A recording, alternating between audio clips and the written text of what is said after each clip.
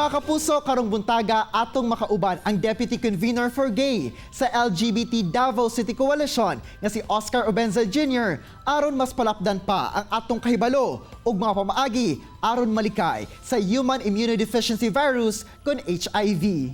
Sir Oscar, may buntag og dayon sa At Home with GMA Regional TV. Kamusta, sir? Hi, Jill. I'm okay. I'm doing fine. Thank you for asking. May buntag sa tanan mga kapuso nato sa Mindanao at sa entire Mindanao. I hope you're doing all well. And thank you so much for making time with us this morning, Sir Oscar. Og hisgutan nato ang atong topic, no, karong buntaga. Kamusta ba karon ang kaso sa HIV/AIDS sa Davao City? Unfortunately, nagpadayon gyapon siya dako, no? In spite na naatay gapon na restriction unta sa during COVID pandemic, pero nagataas gyapon siya. So total last September 2020 nagdagan gyapon tag mga 3,285 cases sa Davao City. Sa entire Philippines natay 82,865. So daghan gyapon, nagadaghan gyapon siya. Og sir, aron mas palawman pa nato, unsa ba kining HIV nga sakit? HIV kay isa ka sexually transmitted infection na usually makuha gyud nato siya pinaagi sa pakipaghilawas na walay proteksyon. So isa siya ka virus na as of the moment wala siya lunas pero naa siya treatment. Sir Oscar, unsa ba ang pamaagi aron malikay nga mataptan sa HIV? Daghan pwede na mahimo na una-una, so pag-iwas kung pwede dili sa makipaghilawas ayaw lang sa. Ikaduha, be faithful to our partners. Yun, very biblical yun. Letter C, let's use protection. We could also use condoms if possible with lubricants. And if ever, you could also consult your conscience with that matter. And if possible, don't share needle. Yun. Lastly, know about HIV more and know your status through education. Pero ang pinakabago na importante nato mimaon karon na natay option for PrEP, pre-exposure prophylaxis. Ginainom na siya para dili ka matakdan og HIV infection. Okay, expound pa nato, sir, no, imong na-mention nga pre-exposure prophylaxis. Unsa ba ni nga klase nga tambal, sir? Actually, there are two methods to do that. Kanang PrEP na ginaingon nato, pero mas safe gihapon ang among ginainom jud na siya taga-adlaw. Mura jud siya vitamins. If you do know your sexual activities kay active kay ka, advisable gyud ni para sa imuha. Pero kailangan nimo siya inuman every day in an exact time. Mura po ka nag-inom ani og tambal na nakay maintenance.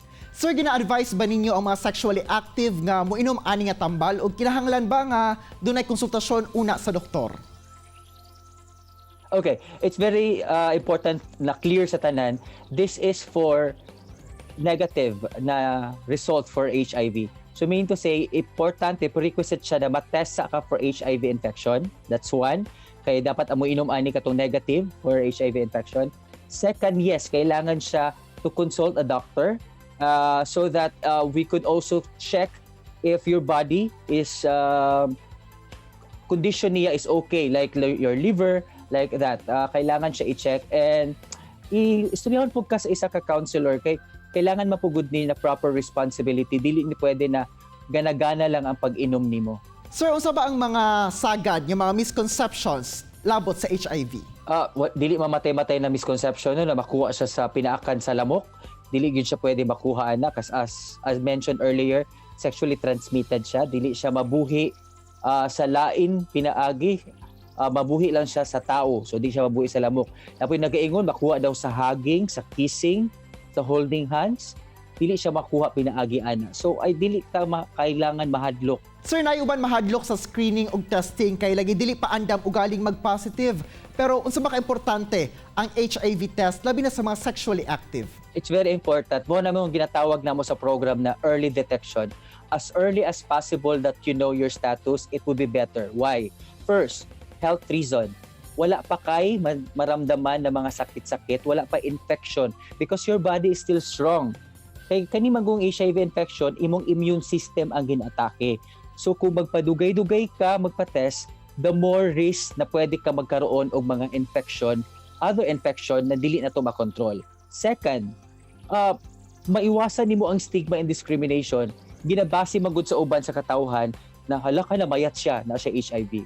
nagsakit-sakit siya, na siya HIV.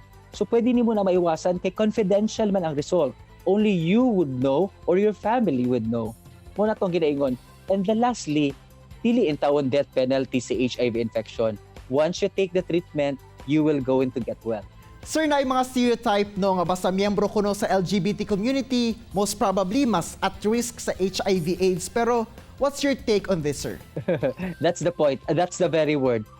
Kung sexually active ka, regardless of your gender, heterosexual man ka, bisexual, gay or transgender, wala siya nagmatter. Kay ang ginaatake ani is ang katumang mga tao na nakipag-sex na walay proteksyon. As a matter of fact, if you go into base in a worldwide basis, mas daghan man ang heterosexual na nagka-HIV compare sa mga ginatawag natong nasa sektor sa LGBT. Diri sa Davao, taas ang kaso sa atong ginaingon na LGBT sector kay mao man pud ang pangunahin na programa na ginahimo o ginaduso karon sa gobyerno. Ug ang inyong grupo, sir, ang LGBT Davao City Coalition, naga-offer og free screening sa HIV. Unsa ba ni siya, sir, nga proseso? Yeah, congratulations sa Davao City LGBT na naman tay own office karon na inyong maduulan from Thursday to Monday. Close ta during Tuesday ug Wednesday. Nag-offer mi dito free HIV screening para sa tanan, dili lang sa LGBT. Kung kinsay gusto mo bisita sa mua, pwede kayo from 1 p.m. to 5 p.m. in the afternoon. We also offer free condoms and lubricants. Sir Oscar, in this time of pandemic, paunsa ba ang pag-manage sa kaso sa HIV AIDS kay usa sila sa kining naa sa vulnerable sector? Kinapadayon gyapon nato na ma-make sure na ang access to services kay dili ma-compromise. Open gyapon ato ang City Health Office sa RHWC every Monday to Friday. Naagyapon tay mga people's organization na nag-assist sa mga person living with HIV o katong mga tao na wala pa HIV. Naa ang Olympus Society Community Center para maghiya sa inyo from Monday to Saturday. Ug karon na nagani ang LGBT Coalition Office para mutabang. Busy gihapon mi sa mga online conferences, naghimo mi mga Zoom meetings sa mga leaders para mapalawig gihapon nato ang edukasyon sa labi na sa mga katawhan sa Davao City ug sa Mindanao. Daghan king salamat, Sir Oscar, sa imong mga importanteng impormasyon nga imong gihatag karong buntaga sa atong mga kapusong Mindanawan. O good morning, sir. Good morning. Kini ang At Home with GMA Regional TV.